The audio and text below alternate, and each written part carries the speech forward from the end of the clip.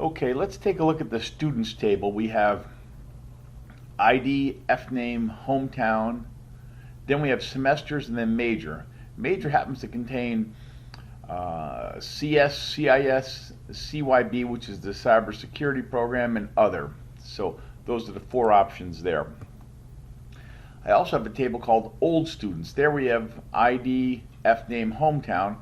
Then we have majors and semesters. So those are in reverse, but we have for majors CS, CIS, NWK, that's our old networking major, and other. So there's some slight differences in these files.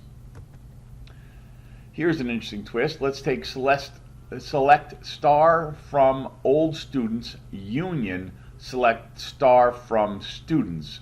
So we're going to bring the result set of both of these together. And what we see here is here's all the old students, F name, hometown, major, semesters. But as we look a little further, we realize, wait a minute, now we join, the IDs are going to be repeating here, so they're not going to be unique identifiers anymore. And we see that it's all messed up because it just took the first field, the second field, the third field, and where one of them had major as the fourth field, the other had a number of semesters as the fourth field. So we've got a little problem here. One way to fix that is select by name, ID, F name, hometown, semesters, major, from students, union, select ID, F name, hometown, semesters, major, from old students. That puts them both in the same order now, but we see that we have, as an example, Sean and Kevin are IDs 2 and 3, and Mindy and David are also IDs 2 and 3. So we don't have unique identifiers for these. One way to handle that is with the concat statement. So I'm going to select concat, which is to concatenate is to string together two things. The letter N and ID as UID, user ID. So the letter N, this is for the new students, an ID as UID from students. Union, select concat O, comma ID, that's the old students, as UID. So both of them are going to have a field called UID. One's going to be an N with some numbers, the other's going to be an O with some numbers. So we can see we have N2 through N9 and then N10 all the way down. Here's O1, O2. So now we do have some differences.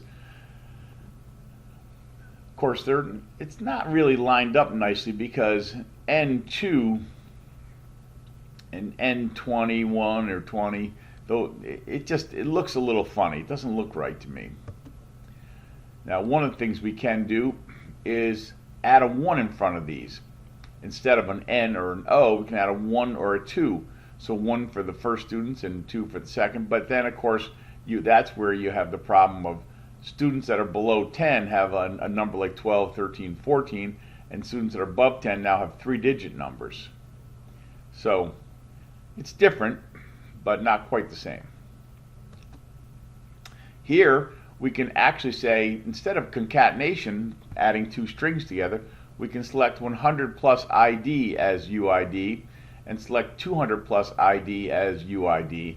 So in that case, now Sean, who had a number of 2, and Kevin a number of 3, are now 102 and 103, and Mindy and David are 202 and 203. That only works, of course, if you have less than 100 people in each table. So you might really want to use 1,000 or 2,000 or some other number, but that works only because we've got less than 100 in each table.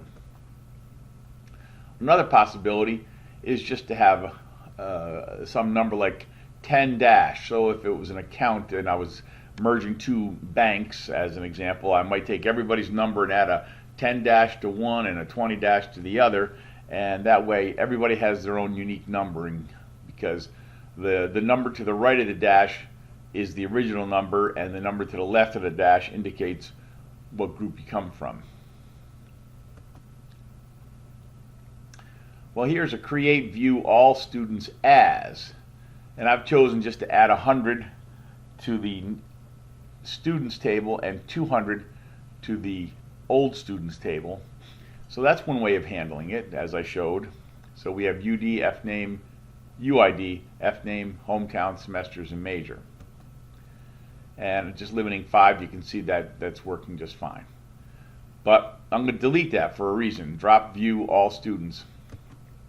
I want to go back, create view again, but this time I'm going to add another field.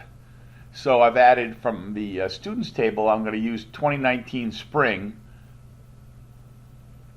as semester. Now recognize we have a field called semesters with an S. This is going to be semester without an S. And 2018 spring is going to be as semester for the old students.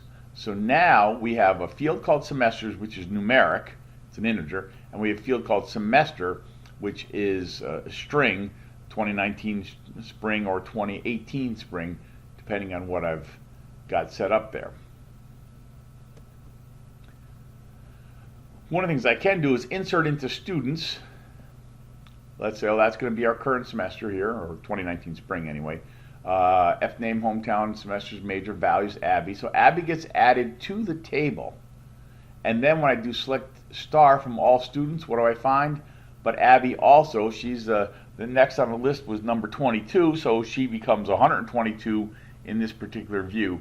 And it gives her the 2019 spring, because the view says everybody from the students table gets 2019 spring. Everybody from the old students got 2018 spring.